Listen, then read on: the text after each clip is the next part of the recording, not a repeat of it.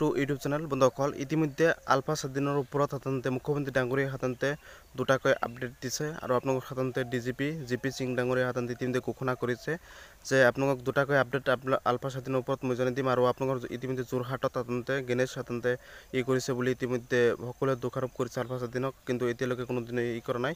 আৰু আপোনালোকক সাধাৰণতে ডিজিপি মহোদয়ে ইতিমধ্যে ঘোষণা কৰিছে যে আপোনালোকৰ সাধাৰণতে আলফা স্বাধীনক সাধাৰণতে ওপৰত সাধাৰণতে ডিজিপি মহোদয়ে এখন বিষয়ত ঘোষণা কৰিছে যে আপোনালোকে বা বিস্ফোৰণ বা আপোনালোকে বোমাই হওক যি হওক আপোনালোকে এনেকুৱা ধৰণৰ যদি সাধাৰণতে কাম কৰিবলগীয়া আছে তেনেহ'লে অসমৰ ৰাইজক সাধাৰণতে হাৰাশাস্তি নকৰি মোক সাধাৰণতে টাৰ্গেট কৰি ল'লে হ'ল। আৰু মোৰ ঘৰ সাধাৰণতে উলুবাৰী অফিচ আছে, মোক টাৰ্গেট কৰি ল'লে হ'ল আৰু অসমৰ ৰাইজক যাতে এনেকুৱা সাধাৰণতে হাৰাশাস্তি নকৰে এনেকৈ ডিজিপি মহোদয়ে জিপি সিং ডাঙৰীয়াই সাধাৰণতে আহ্বান জনাইছে আলফা স্বাধীনক সাধাৰণতে পৰেশ বৰুৱা ডাঙৰীয়াক আৰু আপোনালোকৰ সাধাৰণতে টাৰ্গেট কৰি কৈছে আৰু আপোনালোকৰ যাতে সাধাৰণতে কোনো সাধাৰণতে আলফা স্বাধীনক মোৰ ফালৰ পৰা অনুৰোধ জনালোঁ যাতে অসমৰ ৰাইজক যাতে আগৰ নিচিনাকৈ হাৰাশাস্তি নকৰে। আৰু ময়ো সাধাৰণতে অসমৰ ৰাইজৰ হৈ সাধাৰণতে ক'লোঁ যে আপোনালোকক যাতে এতিয়া ভাল পৰিৱেশ এটা আনক। আৰু মুখ্যমন্ত্ৰী ডাঙৰীয়াই ইতিমধ্যে ঘোষণা কৰিছে যে আপোনালোকৰ সাধাৰণতে আলফা স্বাধীনে সাধাৰণতে এটা বোমা দি সাধাৰণতে অসম স্বাধীন কৰিব নোৱাৰে, মুখ্যমন্ত্ৰী ডাঙৰীয়াই এনেকৈ ঘোষণা কৰিছে।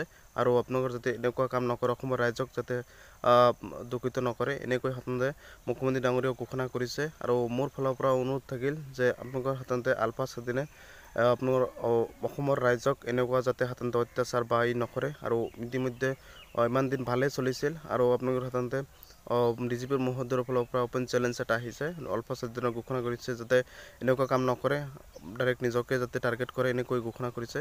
আৰু মোৰ ফালৰ পৰা অনুৰোধ থাকিল যে এনেকুৱা কাম যাতে নকৰে। আৰু মুখ্যমন্ত্ৰী ডাঙৰীয়াই বিষয়ত ঘোষণা এটা কৰিছে ৰাজনীতিকৰ ওপৰত যে ইতিমধ্যে ভাৰতবৰ্ষত যিমানখন সাধাৰণতে ৰাজ্যত আপোনালোকৰ বিজেপি চৰকাৰ আছে তাতকৈ সাধাৰণতে বিৰোধী যিসকলে ইণ্ডিয়ান এলায়েন্স গঠন কৰিছে গোটেই ভাৰতবৰ্ষ মিলি আৰু বিজেপি চৰকাৰৰ বাহিৰত তাৰ বেলেগকৈ সাধাৰণতে সেইবোৰ চৰকাৰৰ সাধাৰণতে চৰকাৰৰ সংখ্যা বেছি আছে, ৰাজ্যৰ চৰকাৰৰ সংখ্যা বেছি আছে। সেইবাবে কংগ্ৰেছে সাধাৰণতে সহজতে সাধাৰণতে এই লোকসভা ইলেকশ্যন সাধাৰণতে জিকিব পাৰে বুলি সন্দেহ কৰিছে। আৰু আপোনালোকে বিজেপি ইতিমধ্যে তৎপৰ লৈছে আৰু মুখ্যমন্ত্ৰী ডাঙৰীয়া 5 দিনকৈ সাধাৰণতে বাখৰ পাতিছে দিল্লীত। ইতিমধ্যে মুখ্যমন্ত্ৰী ডাঙৰীয়াই ঘোষণা কৰিছে যে আপোনালোকৰ সাধাৰণতে অসমৰ কি সমস্যাৰ ওপৰত সাধাৰণতে সকলো মন্ত্ৰীসকলৰ লগত ইতিমধ্যে বৈঠক অনুষ্ঠিত কৰিছে, মুখ্যমন্ত্ৰী ডাঙৰীয়াই ঘোষণা কৰিছে। আৰু অসমৰ বাবে যিমান কাম কৰিবলগীয়া আছে কাম কৰিব মুখ্যমন্ত্ৰী ডাঙৰীয়াই ইতিমধ্যে ঘোষণা কৰিছে।